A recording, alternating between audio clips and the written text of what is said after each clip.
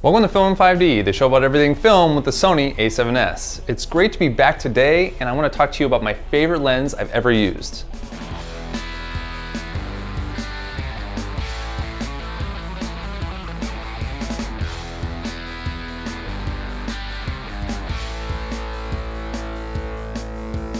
So it's been a long time since I did an actual Film in 5D episode, but I've been meaning to do one on this 85mm Batis lens from Zeiss a few months back when I got it back in September.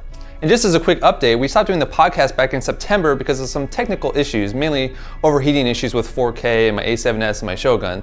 So maybe we'll bring that back and maybe we won't, we haven't decided yet.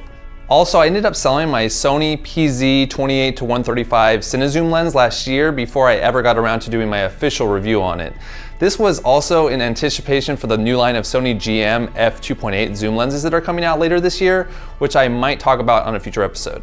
But my short and simple review of the 28-135 is that it was just too big for my taste, and the only things I really miss about it are the power zoom function and the non-fly-by-wire manual focusing. But let's talk about this lens because it is actually my favorite lens I've ever owned. Though before I get into the weeds about this lens, let me just briefly say who this type of lens is for.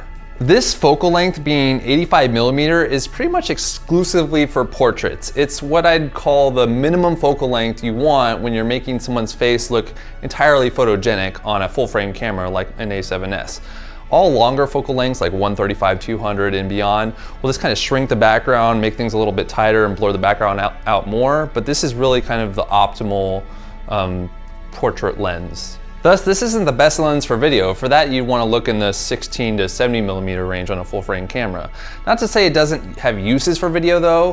Things like insert shots, close-ups could definitely work on this lens. And also I forgot to mention this lens does have image stabilization, so if you're using a first generation A7 like me, it's going to help because those first generations don't have the in-body stabilization. However, I will note that the fly-by-wire focusing found on most FE mount lenses like this one makes it pretty hard to use on an actual film set where you have a dedicated focus puller. Therefore, I'm going to be talking more about my last 6 months on the photo side with this lens, which has been amazing. First of all, this is the sharpest lens I've ever owned. Now, I know I mentioned this about my 55mm Sony Zeiss FE back in this episode, and yes, that was previously my sharpest lens, but I'm telling you, this thing is even sharper, which isn't as surprising for a 85mm. And back when I had Canon glass and I owned the 85mm 1.8, which is the same kind of specs as this one, that wasn't even sharper than the 50mm 1.4 I had at the time.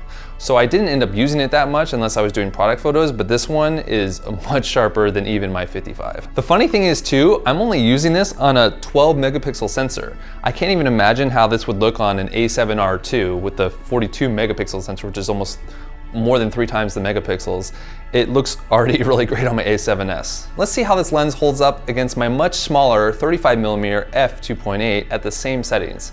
And these shots were done at a long 15 to 30 second exposure, so it's pretty amazing that the 85mm is still so sharp. The 85mm is so much sharper here, it makes me question some of my other lenses for sure. I think a lot of it has to do with the fact that the 85mm is stabilized, and perhaps this wouldn't be as much of a blowout on an in-body image stabilization camera like the A7R II or the A7S II or the A7 II. I think when I first switched from Canon, I was impressed by some of the Sony Zeiss FE lenses like this 55mm right here. But with this new Zeiss Batis line of lenses, I'm convinced that this is the future. Mirrorless is the future. These lenses are so much smaller and so much sharper and all that stuff, and I think it's just great.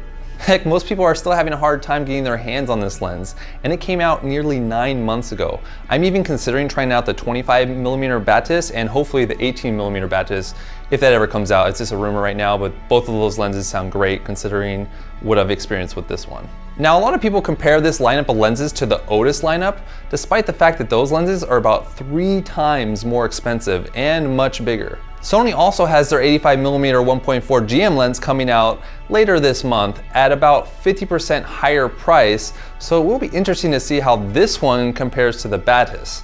I think this one is going to win being the Batis in terms of picture quality. That's all for this episode. Don't forget to subscribe to my channel for a new video every 6 to 12 months. And if people still use Twitter, you can tweet us comments and questions at Film in 5D. I'll see you next time after this lineup of GM lenses comes out and give you my thoughts.